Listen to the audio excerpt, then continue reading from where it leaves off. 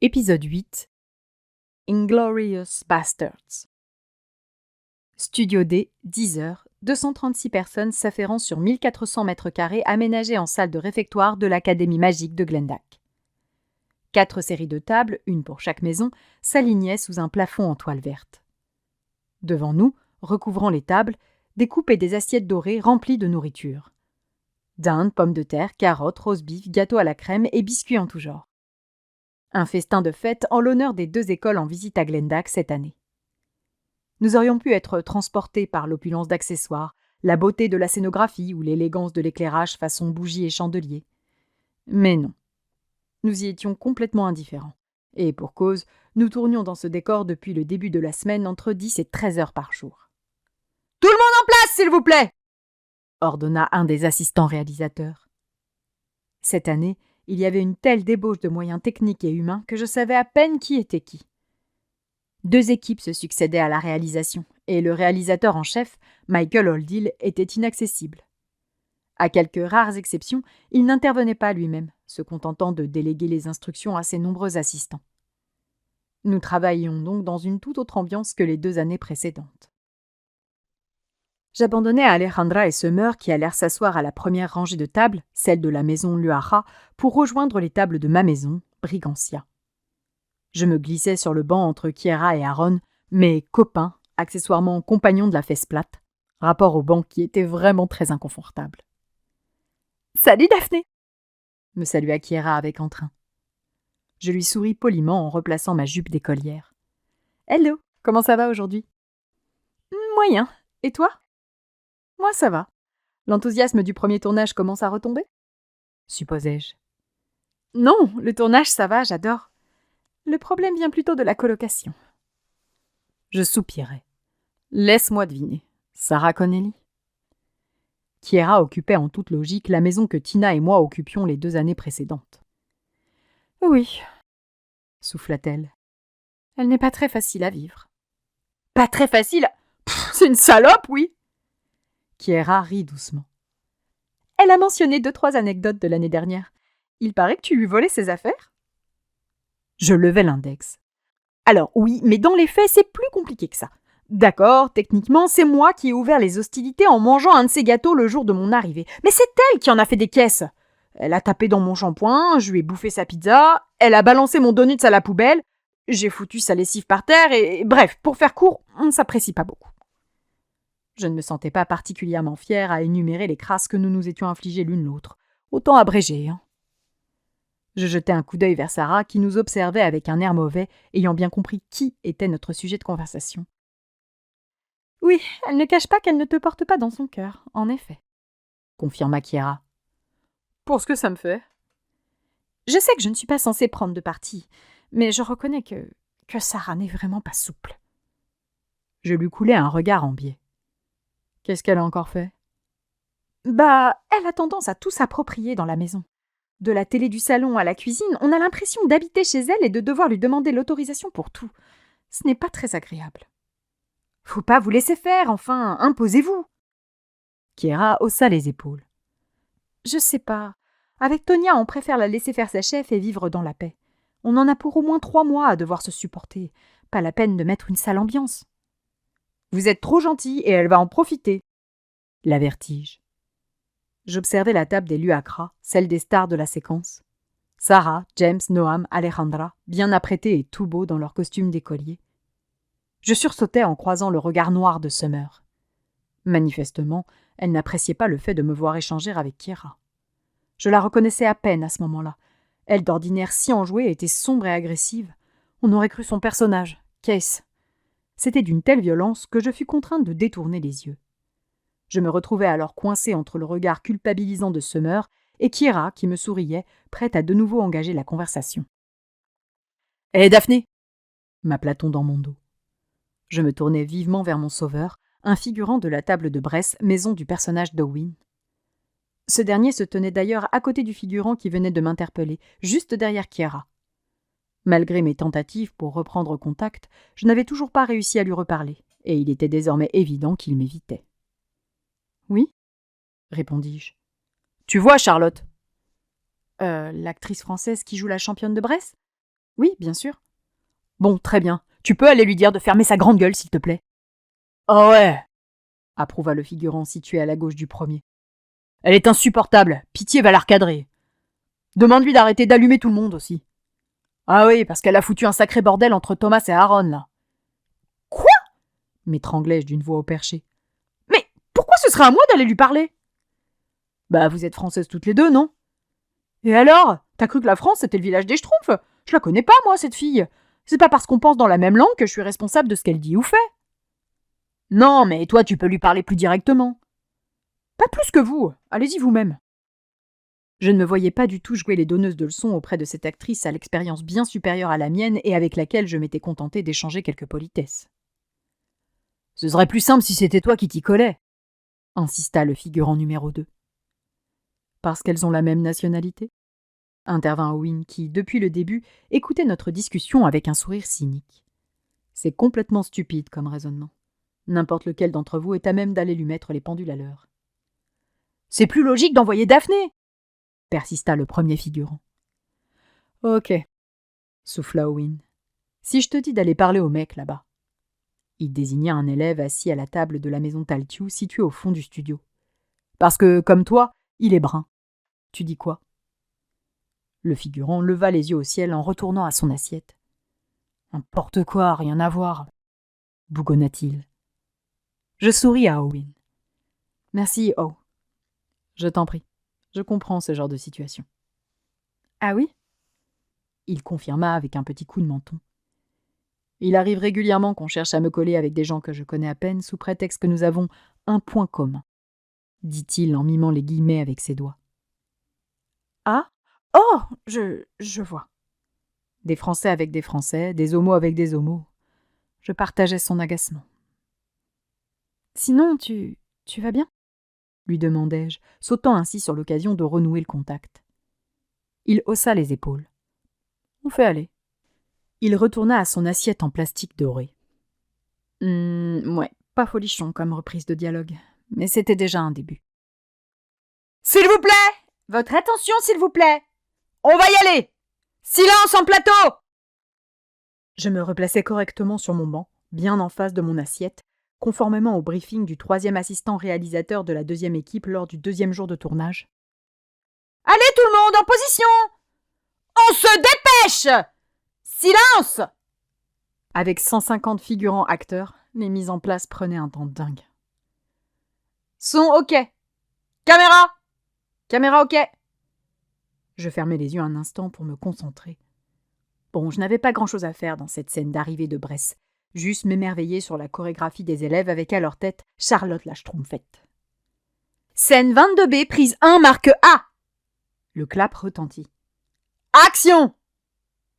Les grandes portes s'ouvrirent. En réalité, il s'agissait de 2 panneaux de bois recouverts de toile vert fluo afin d'ajouter les incrustations en post-prod. Les élèves de la maison bretonne, vêtus de leurs belles robes blanches à trisquelles noires, entrèrent en tournoyant avec habileté. La plupart des interprètes des élèves de Bresse étaient en réalité des danseurs professionnels. Charlotte effectua une révérence devant James qui devait être subjugué par la beauté de la jeune femme. Malheureusement, de là où j'étais, je ne voyais pas grand-chose. « Coupez !» interrompit soudain le réalisateur. Ce dernier quitta le poste de retour, son casque autour du cou, pour rejoindre la table de l'UARA. « Qu'est-ce qui se passe ?» me demanda Kiera, inquiète. « Aucune idée. Probablement que ce qu'a proposé James n'a pas convaincu Michael. »« Oh là là, c'est stressant!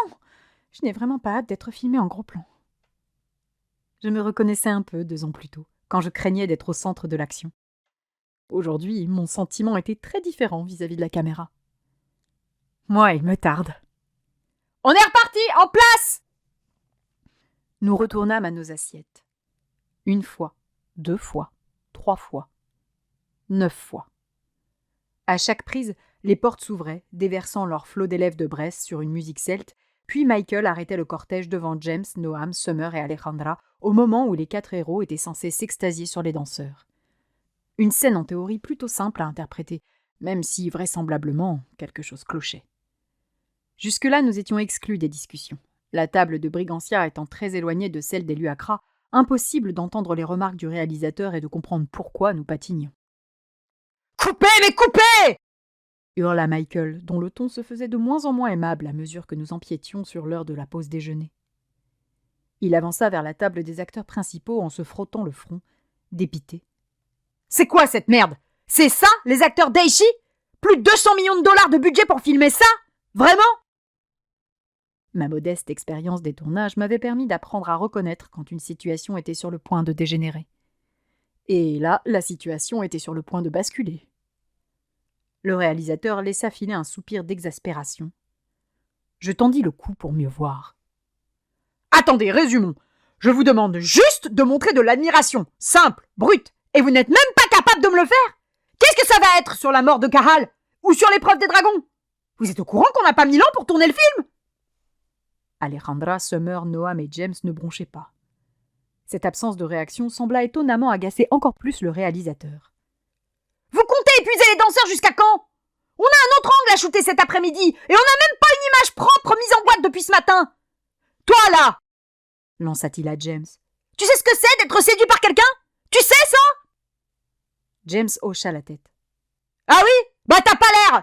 Et toi, avec ton regard de vache !» apostropha-t-il Noam. « T'as d'autres expressions en stock que le mépris? Non, parce que, tu sais, ton personnage est capable de ressentir autre chose, lui !» Waouh, c'était très violent. Noam se renfrogna.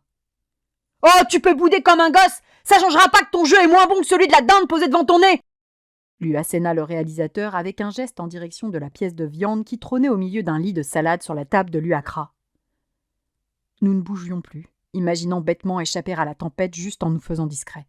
« Toi, c'est quoi déjà ton prénom ?»« Moi, Alejandra, » répondit cette dernière. « Alejandra, c'est ça. Tu peux sourire un peu?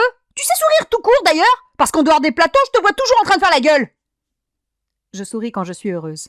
En préparation de tournage, je reste concentrée. Riposta-t-elle avec son assurance habituelle. Michael sembla un peu surpris par sa répartie. « Ah, bah ton personnage est heureux. C'est la fête d'accueillir de nouveaux élèves, alors souris. » Kenoka et elle sourit, point, l'interrompit-il froidement. « Quant à toi, Summer, c'est possible d'avoir une expression sur ton visage. Quelque chose, n'importe quoi. Même juste un rictus qui donne l'impression que t'en as pas rien à foutre. » J'échangeai un regard discret avec Kiera qui avait pâli. La pauvre était déjà terrorisée à l'idée de se retrouver au centre d'une scène. Après ça, elle allait faire des cauchemars. « Oh mon... c'est tête !» s'agaça le réalisateur devant les mines crispées des 4 acteurs principaux. « Vous débarquez ou quoi? On vous a jamais dirigé correctement? Moi, je me fiche du nombre d'abonnés que vous avez sur les réseaux sociaux. Ce que je veux, c'est que vous jouiez convenablement une scène simple pour transmettre une émotion au spectateur. Je vous demande même pas d'être bon, juste cohérent et pertinent. C'est compris ?» Tous les 4 approuvèrent de mauvaise grâce. Se faire remettre en place de façon aussi virulente durant une des plus grosses séquences du film avec tous les figurants et les techniciens en témoin. Quelle humiliation. « Bon, on va arrêter là. On reprend dans 40 minutes. » souffla le réalisateur, à bout. « Pause déjeuner !» cria la première assistante réalisatrice. Nous nous levâmes, tous encore sous le choc de ce qui venait de se produire. « Oh mon Dieu, c'était horrible !» murmura Kiera. Personne n'osait s'exprimer normalement. Nous étions toujours dans ce mode silencieux un peu stupide. « Ouais, » répondis-je, perplexe. « Surtout que... était-ce bien justifié ? » Je sais pas, mais si le réalisateur leur parle comme ça à eux, les acteurs stars sans qui le film n'existe pas, je n'imagine pas comment il nous parlera à nous qui ne sommes rien. Je me frottais le menton, tout à mes pensées. Michael ne s'adressait quasiment pas aux figurants, mais les rares fois où il l'avait fait, je l'avais trouvé plutôt patient, bien plus qu'un Chris Nelms, par exemple. Peut-être parce qu'il n'en attendait pas le même niveau de professionnalisme. Peut-être est-ce sa façon à lui de s'imposer, supposai-je. J'avais dans la tête cette légende urbaine qui racontait qu'un célèbre réalisateur américain embauchait une personne juste pour la virer au premier jour de tournage devant toutes ses équipes afin d'asseoir son autorité. Oldie en avait-il rajouté un peu pour montrer qui était le boss? Nous impressionner en se mettant à dos les acteurs principaux? S'étonna Kiera. Ce n'est pas très malin, surtout que les héros d'Aichi ont certainement le pouvoir de le faire renvoyer. Non? Non, je ne crois pas. C'est un équilibre. Le réalisateur ne pourrait pas faire débarquer Alejandra, Noam, Summer ou James du film, mais l'inverse n'est pas possible non plus. En fait, sur ce genre de projet, celui qui décide, c'est celui qui paye, et donc le studio. À ce moment-là, je pensais à Chad Miles qui s'était fait dégager juste parce que son attitude n'avait pas plu aux producteurs présents à la lecture. « Mais c'est toujours comme ça ?» s'inquiéta Kira. « Ah, non, non, non, ça dépend des réalisateurs. » Chris était assez directif. Alberto, au contraire, très ouvert aux suggestions des acteurs. Et pourtant, j'ai apprécié travailler avec les deux. C'est ça aussi qui est agréable dans ce métier. Chaque tournage est une nouvelle aventure. « Tu t'es déjà fait engueuler, toi ?» Je souris discrètement. « Ne t'en fais pas, tu as encore un peu de temps pour étudier Lovena. » Et oui, je me suis déjà fait engueuler. Et ça arrivera probablement de nouveau à l'avenir. Admis-je. « Mais tu as un conseil pour éviter de se faire engueuler ?» Je me sentis rougir, flattée que Kiera vienne solliciter des conseils auprès de moi, toute petite actrice. Travailler dur, étudier fort ton personnage pour pouvoir proposer plein de choses. Oh, je vois. Lovena n'est pas trop difficile à cerner psychologiquement, mais si tu as des questions, tu peux sans doute les poser à Tina. Après tout, tu prends sa relève. J'ignore comment la contacter. Tu pourrais m'aider ? Demanda-t-elle avec espoir. Je réalisais soudain que j'étais en train de pactiser avec l'ennemi de Summer. Je vais la consulter d'abord. Hein. Ça m'embêterait de distribuer ses coordonnées comme ça. Bien sûr, pas de souci. Je comprends. En tout cas, toi, avec Adélis, tu es servi. C'est un beau personnage bien détaillé dans les livres et facile à comprendre. Je penchai la tête sur le côté. Facile à comprendre, je sais pas.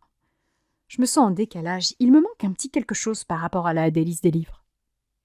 C'est vrai qu'elle est mystérieuse et qu'elle s'exprime parfois de façon abstraite. Mais c'est surtout l'amoureuse de Kame, dit-elle avec un clin d'œil espiègle. Je serrai les mâchoires. Pour moi, Adélis n'était pas qu'un personnage fonction. L'autrice avait accordé trop d'importance à son histoire et au choix de l'actrice pour qu'il ne s'agisse que d'un simple intérêt amoureux. Ou bien je n'avais pas envie d'admettre que mon rôle consistait juste à mettre en valeur le personnage de Noam. « Bon, soupirai-je, on va déjeuner ?» Je devais initialement manger avec Summer et Alejandra, mais après leur remise en place musclée, il était préférable de les laisser tranquilles. Je déjeunais en compagnie des figurants dans une ambiance exécrable. Les estomacs étaient noués à l'idée de retourner au studio D, et personne ne mangea avec appétit. Après un passage par le maquillage, nous retrouvâmes le décor grandiloquent du réfectoire vers 14h20. Oldie avait décidé de shooter l'autre plan de la journée, celui focalisé sur les élèves de Braise, laissant ainsi un peu de répit à ses 4 stars. La manœuvre s'avéra intelligente. Les danseurs étaient constants. Les prises s'enchaînèrent sans accroc, nous redonnant confiance. Quand nous reprîmes sur le plan du matin, l'atmosphère s'était donc adoucie. Il y eut encore quelques tensions sur les attitudes de chacun et on sentait les acteurs piquer à chaque remarque, même les plus anodines du réalisateur ou d'un de ses subalternes. Mais à 19h40, les plans de la journée étaient enfin en boîte. Noam, Alejandra, James et Summer s'éclipsèrent en catimini bien avant les figurants. Plus que les critiques sur leur jeu, c'était de s'être fait humilier en présence de toutes les équipes qui devaient être difficiles à digérer. Comme partout, il y avait une hiérarchie au studio, des dominants et des dominés. En fonction des cachets, de la popularité, de l'ancienneté ou du poste, pour les équipes techniques, les égos étaient plus ou moins fragiles. Aujourd'hui, c'était un peu comme si le meilleur élève venait de se prendre un 0 que le prof avait annoncé bien fort devant toute la classe. Je quittai le plateau dans la masse de figurants et, après une interminable attente, je parvins enfin à rendre mon uniforme au costume. Je filai rapidement hors des Ardmore Studios, mon parapluie sous le bras et mon portable à la main. Presque 21h, heureusement que mon amoureux était compréhensif. Je choisis son numéro et lançai l'appel. « Bonjour Daphné », répondit-il dès la 2e sonnerie. « Wen, t'es encore au boulot là ?» Je suis dans l'ascenseur pour en sortir, oui. « Ah, longue journée, dis donc. » Il soupira. « Tu n'as pas idée. J'ai passé mon temps au téléphone avec des banquiers pour qu'au final, Wang me plante. Un vrai truc de salopard. Ça a l'air terrible, en effet !» Le coupai-je, impatiente de lui raconter ma journée. « Moi, le réalisateur s'en est pris aux acteurs principaux. »« Ah oui ?»« Oui, t'aurais vu leur tête, les pauvres. Noam était blanc comme un cachet d'aspirine. J'ai vu James baisser les yeux pour la première fois de ma vie. Alejandra était au bord de la crise de nerfs. Quant à Summer, elle n'était pas loin d'éclater en larmes. » En effet, gros malaise. J'espère qu'il ne s'en prendra pas à toi. J'espère aussi. Mais je crois qu'en réalité, il a de fortes attentes venant des stars de la saga. Méfie-toi, du coup. Je ris. Ça va, je suis pas une star, moi. Oh, et tu sais que l'autre saloperie de Sarah continue à déverser son fiel sur moi. Je te l'ai déjà dit, c'est de la jalousie, ni plus ni moins. Oui, je sais, mais ça m'agace. J'en ai discuté avec Kiera, la remplaçante de Tina. Elle vit avec elle dans la maison que j'occupais l'année passée avec Tonia. Tu sais, celle qui jouait le fantôme qui hante la fontaine dans le 2e film. Allô? T'es là? Oui, oui, je t'écoute. Je marche en même temps vers le métro. Ah, ok. Donc j'ai eu l'occasion d'expliquer à Kiera tout le passif entre Sarah et moi, même si Summer n'apprécie pas du tout que je sympathise avec Kiera. Pourquoi? Elle ne l'aime pas? Elle considère que la prod s'est débarrassée de Tina sans le moindre respect. Elle boycotte donc la nouvelle actrice pour leur faire comprendre qu'un acteur, ça ne se change pas comme ça. Ce n'est pas très malin comme réaction. De plus, cette jeune fille n'y est pour rien. Je sais bien, mais bon, j'ai pas envie de me mettre Summer à dos. Du coup, j'essaye de limiter mes échanges avec Kiera, ce qui est pas simple, car Adélis et Lovena passent leur temps collés l'une à l'autre. C'est un véritable casse-tête. Kiera est sympa. Elle est adorable, je n'ai strictement rien à lui reprocher. C'est pour ça que ça me fait mal de devoir faire le grand écart entre Summer et elle. Garde ton libre arbitre, Daphné. Summer n'a pas à t'imposer sa vision des choses. Reste toi-même et suis ton instinct. Je souris en entendant ce conseil qui lui ressemblait bien. Ah Wayne, tu me manques, tu sais. J'aimerais que tu sois avec moi là tout de suite. J'ai bien envie d'un gros câlin. Et moi donc, soupira-t-il. Mais nous y aurons bientôt droit, promis. J'ai réussi à dégager un week-end pour aller voir ma filleule. Le prochain est pour toi. Je compte sur toi, hein. Et si tu as besoin d'aide pour financer le voyage, n'hésite pas. Oh, de ce côté-là, ça va. En même temps, facile d'amasser de l'argent quand on n'a aucun moment pour le dépenser et qu'on ne paye pas de loyer. Je ris doucement. Toujours cette culpabilité dans sa voix lorsqu'il parlait de loyer. Ouais, t'auras qu'à me couvrir de cadeaux quand tu viendras me voir. Ouais, je vais prendre le métro là. Je te rappelle quand je suis chez toi. Avec plaisir, rentre bien. À tout de suite. Je raccrochais et levai le nez en sentant quelques gouttelettes sur mon visage. Ah, l'Irlande et ses 250 jours de pluie par an. J'ouvris mon parapluie et pressai le pas pour rentrer me mettre au chaud. Lorsque j'arrivai chez moi, j'abandonnai mon parapluie et mon manteau humide près de l'entrée et allai m'affaler sur mon canapé, mon téléphone portable à la main. J'étais cassée, subissant de plein fouet le contre-coup du lever à 5h30. Je vérifiai ma liste de contacts. Wen ne semblait pas encore rentrer, mais ma meilleure amie était là, fidèle au poste. Je jetai un coup d'œil morne vers ma cuisine. Me lever pour aller me préparer quelque chose à manger ou débriefer de cette journée bizarre avec Yue. Bouarg, la cuisine était trop loin de toute façon. Daphné. Yuyu! Yue. Daphné! Yue. Raconte ta journée! Daphné. Du délire. Yue. Toujours la même scène? Daphné. Oui. Daphné. Mais le réalisateur a fait un carnage. Yue. Me dis pas qu'il a encore chié sur le livre. Je te jure, si tu me dis qu'il a modifié un truc, je lance une pétition en ligne pour le faire virer. Yue. Déjà, les images qui ont fuité de la robe de caisse me hérissent, mais alors là, s'il foire l'arrivée de Bress et Camry, je boycotte le film. Daphné. Arrête, elle est jolie la robe de Summer. Yue. Oui, sauf que dans le livre, elle est bleue. Yue. Et là, elle est rouge. Yue. Juste, merde quoi. Daphné. Il paraît qu'ils ont dû changer la couleur parce que le bleu n'allait pas avec le teint de Summer. Yue. Bah on s'en fout de ça. Respect de l'œuvre originale. Daphné. Daphné. Non, là, le carnage, c'était pour l'ego du cast principal. Yue. Ah ouais? Daphné. Ils se sont fait engueuler. Daphné. C'était l'humiliation publique, devant les équipes techniques et presque tous les figurants. Yue. Waouh, c'est chaud, les pauvres. Daphné.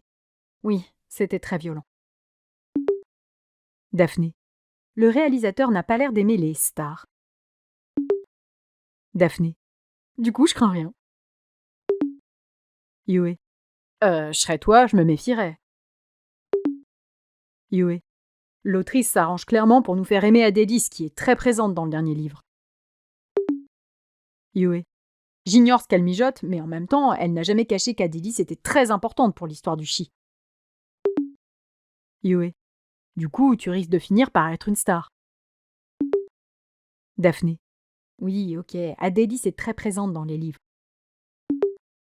Daphné. Mais dans les films, je reste encore en arrière-plan. Daphné. Même si j'ai beaucoup de répliques dans cet opus, je reste un personnage secondaire. Yue. T'es quand même très populaire. Yue. La semaine dernière, ils ont fait un sondage pour élire le personnage préféré d'Aichi. Yue. T'es arrivé 3e derrière Kem et Kess.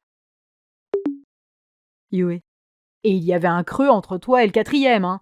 C'était vraiment toi et les jumeaux d'un côté et le reste de l'autre. Yue. Et rien à voir avec le fait que j'ai utilisé plusieurs adresses pour voter 19 fois pour toi. Je ne pus m'empêcher de sourire. Daphné. C'est Adélis qui est arrivé 3e, pas moi. Yue. Adélis, c'est toi. Daphné. Daphné. Remarque, j'aimerais bien être une banshee, rien que pour la forme de corbeau. Une nouvelle discussion apparut sur mon écran. Wen. Hey, enfin rentré. Quel enfer le métro quand il pleut. Je prends une douche et je t'appelle? Je souris, ravie. Daphné. Ah, ici aussi il pleut. Daphné. Pas de souci, je t'attends avec impatience. Daphné. Pense à moi sous la douche. J'appuyais machinalement sur Entrée avant de m'apercevoir que les messages étaient partis chez Yue. Yue. Quoi? Yue. Oh, ok. Yue. Tu t'es trompé de fenêtre, je crois. Je ne savais plus trop comment faire là. J'envoyai rapidement mon message au bon destinataire qui me répondit par un espiègle. Pas cette fois. À tout de suite. Puis je repris ma conversation avec Yue. Bon, je n'avais plus qu'à avouer. Daphné. Désolée, mauvais destinataire. Yue. Ouais, je me doute. Yue. C'était pour qui? Daphné. Un ami. Yue. Un ami en Irlande à qui tu parles en français de la météo? Daphné. Non, un ami qui vit en France. Yue. Genre un ami. Yue. Et tu veux qu'il se paluche en pensant à toi sous la douche? Yue. Tu me prends pour une conne? Malaise. Surtout que je n'avais pas dit ça à Wen pour que... Enfin, c'était pas... Même si, bon, il avait certainement déjà... Je secouai la tête pour me débarrasser de tout ça. Yue. Franchement, Daphné, je veux que t'arrêtes de me mener en bateau. Yue. T'as quelqu'un, oui ou non? Je me mordis la lèvre, le cœur battant à 100 à l'heure. C'était un ultimatum. La vérité, ou je la perdais. Daphné. Je peux t'appeler? Je voulais entendre ses réactions pour mieux capter son ressenti. Yue. Je préfère pas. Yue. Dis-moi. Je soupirais, résignée. Elle saurait bien un jour. C'était un premier pas dans sa direction, et puis, si c'était ainsi qu'elle préférait en parler. Daphné. J'ai quelqu'un, oui. Je me sentis libérée d'un poids tout à coup. Jusque-là, je n'avais pas réalisé à quel point mentir à ma meilleure amie me coûtait. Celle-ci mit un long moment à répondre. Yue. Ça fait longtemps? Daphné. Quelques mois. Yue. Depuis l'Espagne? Daphné. Un peu avant. Je décidai de rester floue sur les détails. Pas question de lui annoncer en ligne qu'il s'agissait de Wen. Ça, ce serait de vive voix, en face à face. Yue. Et c'est sérieux entre vous? Daphné. Oui. Yue. Plus qu'avec Erwan? Daphné. Rien à voir avec Erwan. C'est bien plus fort. Yue. Donc, intimement, c'était Erwan le problème. Daphné. Daphné. Je dirais que c'était un peu lui et un peu moi. Yue, avec le nouveau, t'aimes ça? Je me mordis la lèvre. Yue avait toujours manifesté une drôle de curiosité sur le sujet. Daphné, avec lui, ça se passe très bien. Daphné, j'ai même plus d'envie que lui. Il lui fallut beaucoup de temps pour répondre. Plusieurs fois, elle hésita. Yue, je vois. Yue, mais tu penses que ça va aller avec ton boulot? Tu crois que ça va tenir? Daphné, on s'aime suffisamment fort pour que ça dure entre nous. Plusieurs minutes s'écoulèrent. Je commençais à m'inquiéter. Avait-elle déconnecté, vexée d'apprendre que je lui avais menti tout ce temps? Daphné. Yue. Yue. Oui, je suis là. Yue. Je suis contente pour toi. Je soufflais, une main sur la poitrine. Daphné. C'est vrai? Yue. J'aurais préféré que tu te concentres sur Eishi, mais comme tu me l'as fait remarquer, tu vas pas rester célibataire toute ta vie. Yue. Et si c'est lui qui te rend heureuse? Daphné. Il me rend très très très très heureuse. Daphné. Tu sais, savoir que tu me soutiens est très important pour moi. À nouveau, il eût fallu beaucoup de temps pour me répondre. Peut-être discutait-elle avec un de ses amis de son groupe de fans d'Eishi? Elle mentionnait régulièrement Gwenaëlle, la jeune fille qui m'avait offert le t-shirt que j'avais porté au Comic-Con. Yue, je te soutiendrai toujours. Je souris, touchée par cette timide déclaration d'amitié. Nous étions si loin ces derniers temps, surtout avec les mensonges autour de Wen. Je n'avais qu'une hâte désormais, que nous nous retrouvions tous les trois réunis dans la vérité. Daphné, il me tarde que vous vous connaissiez, lui et toi. Yue. Ouais, alors je serais toi, j'aurais pas hâte, non? Daphné. Pourquoi? Yue. Personne ne sera jamais suffisamment bien à mes yeux pour toi. Yue. Personne. Yue. Et il risque de le sentir. Je pinçais les lèvres. Wen avait peut-être une chance de la convaincre. Après tout, elle l'admirait également beaucoup. Daphné. On verra bientôt. Yue. On verra un jour, oui.